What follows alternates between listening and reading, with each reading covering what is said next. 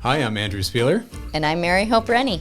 And you're watching or listening to Behind the Sign, real stories from real estate. So we're back and we're here with our first guest. This is exciting. You're our first guest. Yay, this is exciting. Yeah. And Have you ever been on a podcast? Wait, No, I have not. What's our guest's name? What is your name? Tess Crane. Tess, and who are you? I am a realtor. Arguably good. one of the best names in the building. I thank you. I Tess really Crane. like it too. I mean, yeah. it's a pretty solid realtor name. We want to learn all the facets of real estate. And Andrew and I have come from way different backgrounds. We've already told our stories. But what we want to do is we're bringing on guests to learn their story Got it. and why they are where they are right now. And we Okay. all started from very different places. So, Absolutely. so maybe we just start a little bit before you got your license and what got you there. At a time where you would walk into a coffee shop and see business cards for real estate agents on the wall and think, insert answer there. I don't want that job. There you go. Okay. So a little before getting my license, I was working on my 11th year as a bartender. Okay. And the restaurant owner that I worked for was opening a 4th restaurant. And I asked him on a Friday if I could be like the GM or run that particular restaurant when it opened. Good idea on a Friday. Exactly. Yeah, you planned that well. Very well. And he said, exactly agreed with you. Let's talk about this on Monday. So on Monday, I went into, because I had a shift that morning, and I went in on Monday, and he slid me his laptop, and he had the Kathy Russo School of Real Estate pulled up, and he was like, I signed you up for school, you're going. And the rest was history. I had never thought about it before, and he was like, you're bigger and you're better than the restaurant world, and you're getting out. And that's how this whole journey started. And I am now, as of last week, the first person in my family to buy a house.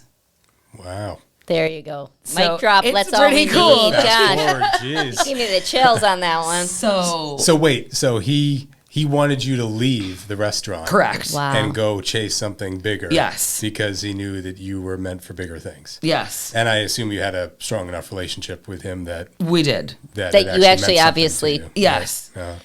So I signed up and started going through the school. It was all on Zoom at the time. Yep. And What year was this? 2021. No, it was 2020 because I got my license in 2021, but it was March when I actually got my license because I took a few times to pass the test. That's part of the journey. Exactly. So I signed up for the school. I thought it was really boring. Well, it is.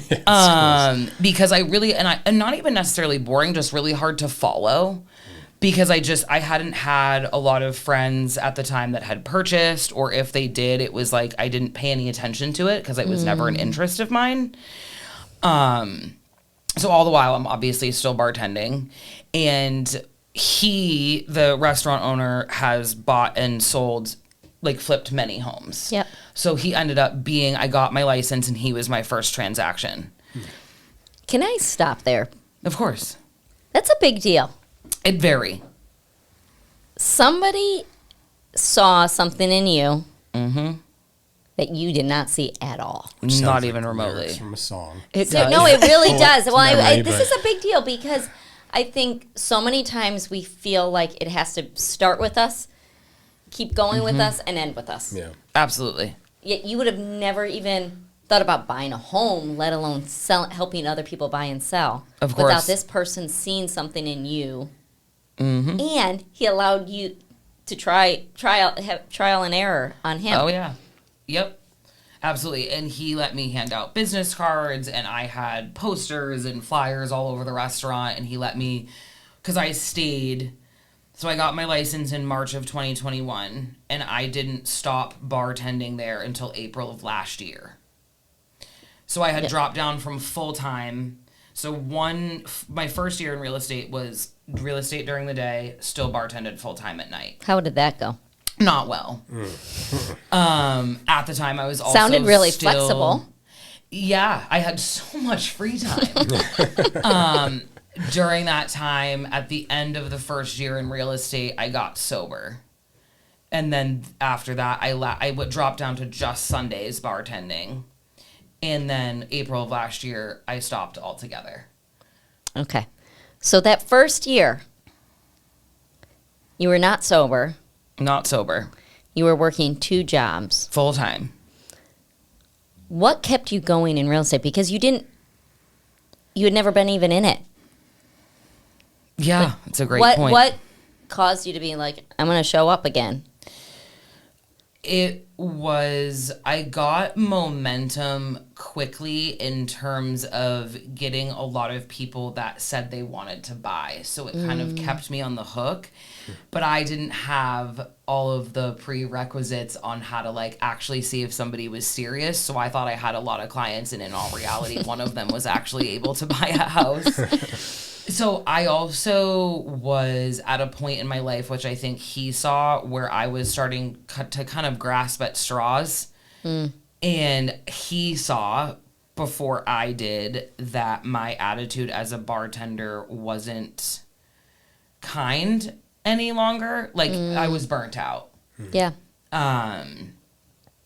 So his encouragement honestly probably kept me in it for as long as I did, because I remember being about 6 months into being fully licensed and here. He came to visit me one Sunday night when I was working, and I told him that real estate wasn't working out. And he's like, okay. Wait. Can you say that again?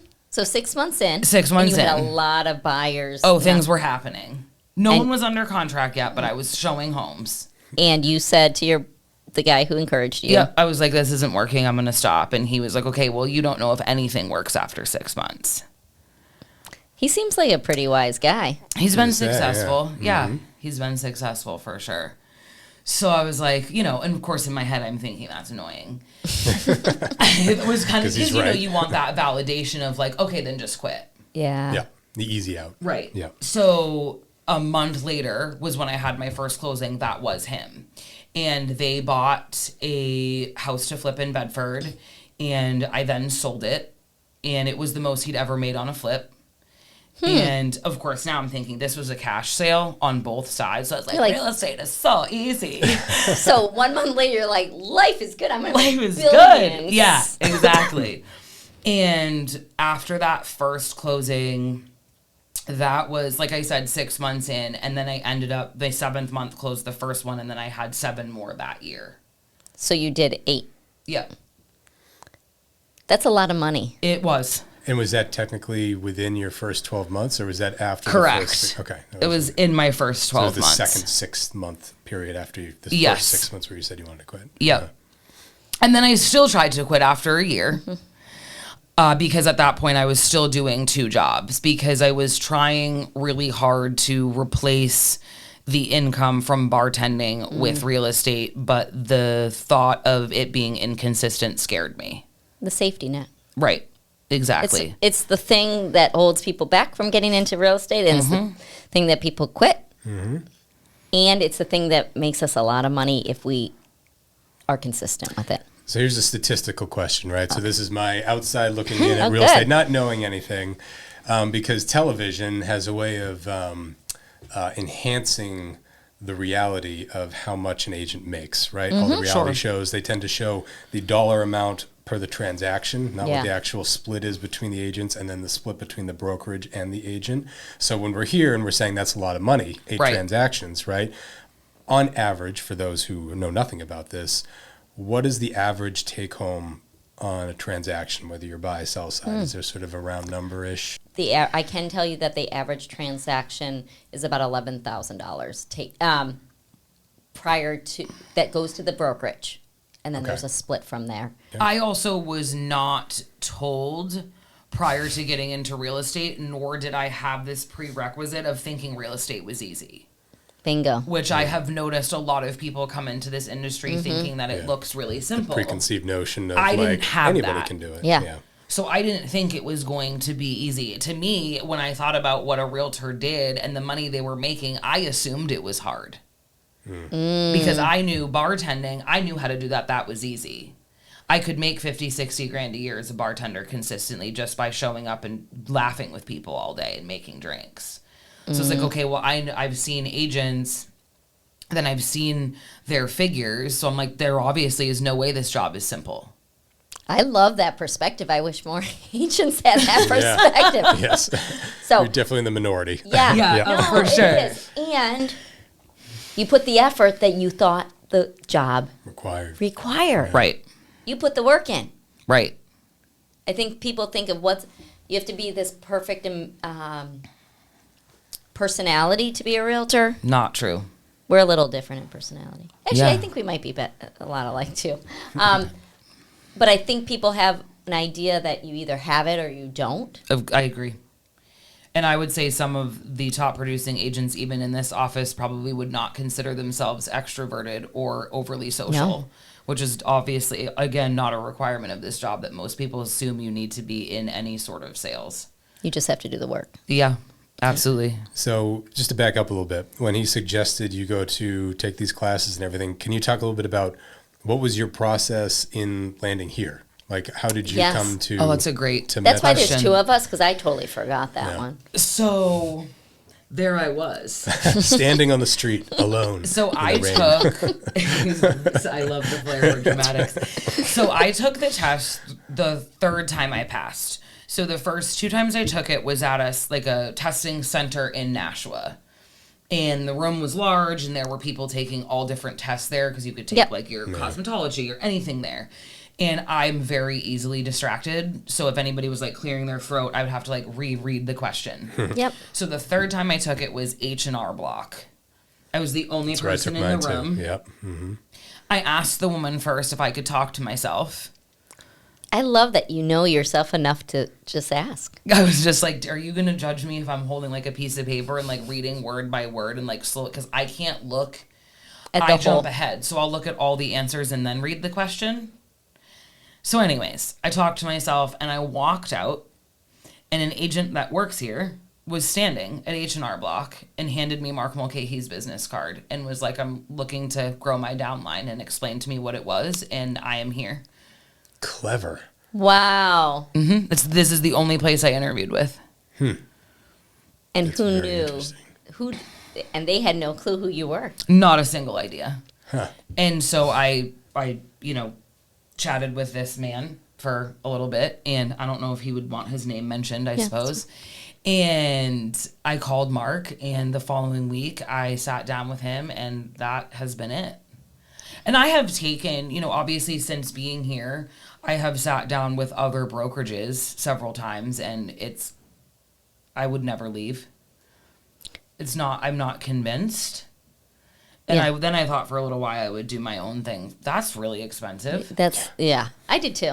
Yeah. I mean, we're entrepreneurs, right? Right. So why wouldn't we do our own thing? Right. It's a lot of But work. it's, for me, as being as far out of real estate as you could possibly be before getting a job in real estate, Keller Williams was the only name I could have told you. So that was a big draw for me. Interesting. Because I had never heard of other... Which is so interesting, because when I came in 15 years ago, it was Keller who. Yeah. Well, and I didn't know Keller Williams coming into it at all. And that was 2 years ago. And that would be like the only... That and like one other brokerage probably would have been the only thing I would have been able to recognize by name. Yep. And then I met Mark, and that was it. What would you say propelled you the most in this business? I didn't take no for an answer. So when I would reach out or text someone that I thought would buy or sell and they said no, the first couple times I was like, okay, conversation ended. When I realized that every single human that I could ever meet in my lifetime is a referral partner is when everything changed. And the conversation shifted to, that's great. No problem at all that you're not looking to buy or sell right now. Do you know 3 people or have 3 people in your phone that that have talked about it or potentially, would want to buy or sell, or anybody that owns a home would maybe want to know the price of their home? And once I stopped seeing I don't want to buy or sell as I don't want to talk to you anymore, I noticed a huge difference in my business in general. And I also think if you reach out to somebody once, they're never going to be a client. So I got consistent with using Command and Smart Plans very early on, because every single person in my sphere, which is now a little under 2,000 here's from me every month, some of them every week. Now, did you do that all on your own? In the beginning, yes and no, and a lot of things started falling through the cracks because I was doing it alone. Okay. So you did, let me, we're at 8 transactions in the first year. I also know it was about that time that you decided you need to change your life a little bit. That had to be hard to get sober while doing real estate. It was not easy. What ended up happening, the reason, I mean, I had my own personal rock bottom, but my drinking was making real estate more unmanageable. And I obviously saw that too, like forgetting to schedule a showing or forgetting to follow up with a client. So once I was able to get sober, my business did take a pretty significant backseat for the first couple months because obviously I was more focused on mental health, but I was able to, my trajectory went up significantly when I finally got my own footing again. So when you got your own footing, where was it in your business that you decided this was a business? That this is my career? This isn't, I'm not testing it out, because I know you said even after a year you're like, I could, may or may not do this. I want to get out. And where did you decide you needed help in your business? And what did that look like? So the beginning of last year, when I was starting to get ideas of leaving bartending altogether, I realized that almost everyone in my sphere still identified me as a bartender. And recognizing that I wanted to make that change and recognizing that it also went hand in hand with my sobriety, I also realized that even though I was only working Sunday nights at that point, what I was making in those 4 shifts paid my rent at the time. So I knew that if I didn't kick that out from underneath me, I was never going to treat my real estate business as a business because I always had a cushion. So as soon as I quit there, it was my first time last April having 6. Was it last April or the April before? I don't remember, but it was my first time having 6 things under contract at once, and I missed a commitment date, an inspection deadline, and I didn't show up to a closing. Yikes. Fun. So, and I, truth be told, I'm horrible with dates. I actually just asked my mother last week if my sister's birthday was the 30th or the 31st of January, and she's like, Tess, it's been the same for the 33 years you've been on this planet, because she's 15 years older than me. Anyways, I knew I needed help, and I was already getting some tech help from Kate. Because Kate worked at the office. Correct. And when I also, little known fact, when I got a laptop to go to real estate school was my first time ever owning a laptop in my life, and I had to call someone to figure out how to turn it on. It's a big learning curve. Yeah, it is. So we wouldn't call you a techie. No. And I think the most fascinating thing to me and what held me back for so long getting into real estate is that I don't have a college education. I graduated high school, but I don't have any sort of other education outside of that. And for whatever reason, to me, when I looked at successful realtors, I was like, oh, they must have gone to Harvard or Yale. I held real estate at such a high regard, which I still do, but also realized that I didn't need all of that education to be successful in this business and still be well educated. Yeah. Yeah, well educated doesn't mean necessarily a degree. So then when I hired Kate, we talked for about 4 months. Didn't tell anybody we were talking about it. And we played out every scenario, both positive and negative. And I did not hire her until I had 6 months of reserves to pay her in a bank account. And then I was still losing my absolute mind. Yeah.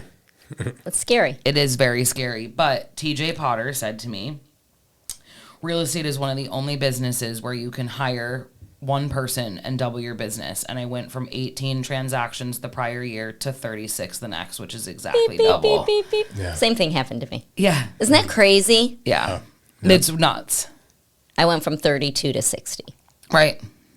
Isn't that crazy? It is One crazy. higher. One higher. And I wasn't doing... One right higher. When I wasn't doing Yes. in my head, I was thinking, 18 transactions is not small, but it's also not an enormous amount. So it was a huge risk. Yeah. Because, and her and I had to have that conversation, what happens if this doesn't work? Mm-hmm. Which is, it's scary. And I've also never been someone's boss.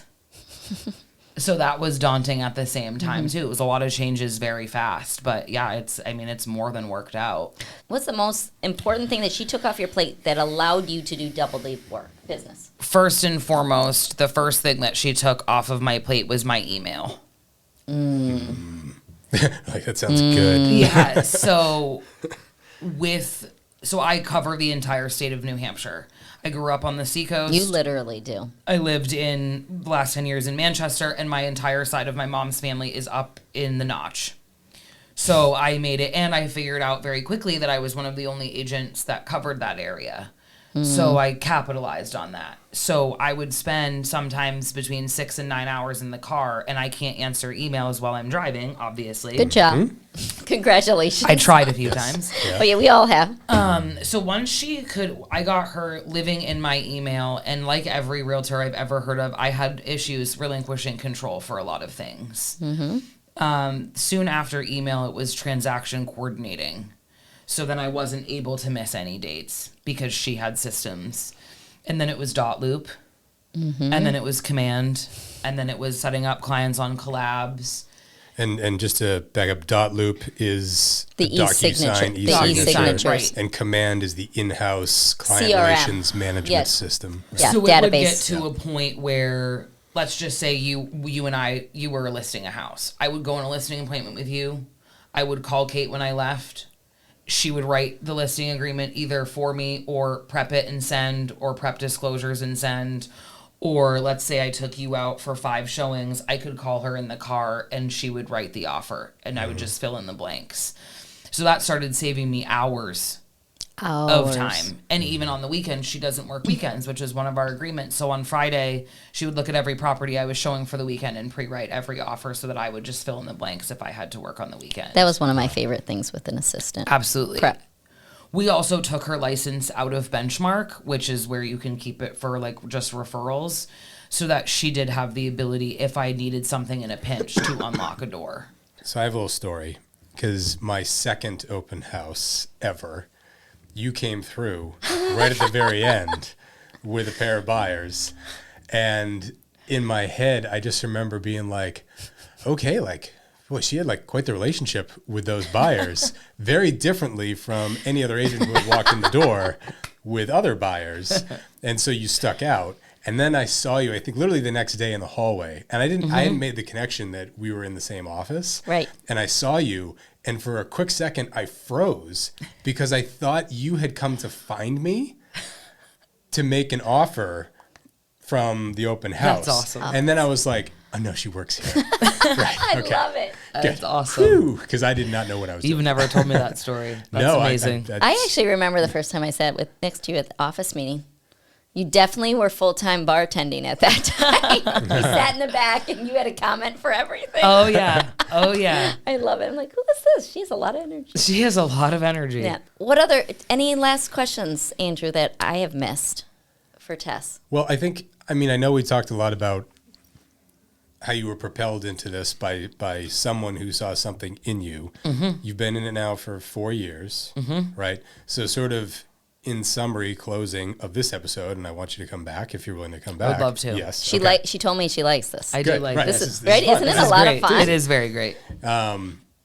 What would you say has been the thing that you've discovered about yourself that keeps you in this and propels you to want to make those goals for yourself and to not take what you've learned from how to be a successful business person and apply it to something different than real estate, right? Because in theory, what we do here is we are little mini businesses, right?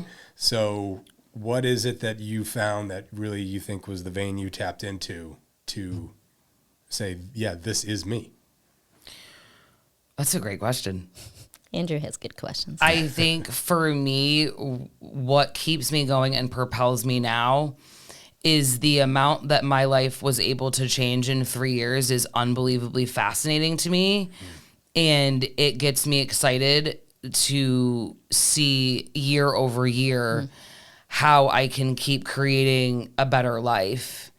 And this industry has made me absolutely obsessed with growth, which is very cool because I was a very stagnant human being for a very long time. And watching other people in this business be able to do things they never believed they could is also very encouraging to watch. But I think once you tap into your own, like you said, that vein of like, oh, I can do anything. And it only takes 6 months, a year, 3 years.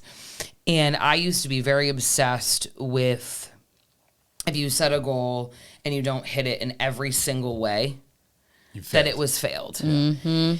And Alan Rice said to me, the person you become on your journey to achieve the goal is far more important than the goal itself. That's a good quote. It is. And it changed my entire perspective of goal setting, which then I was able to do like, you know, floor to ceiling goals, right? Like set a series of goals so they're less stressful.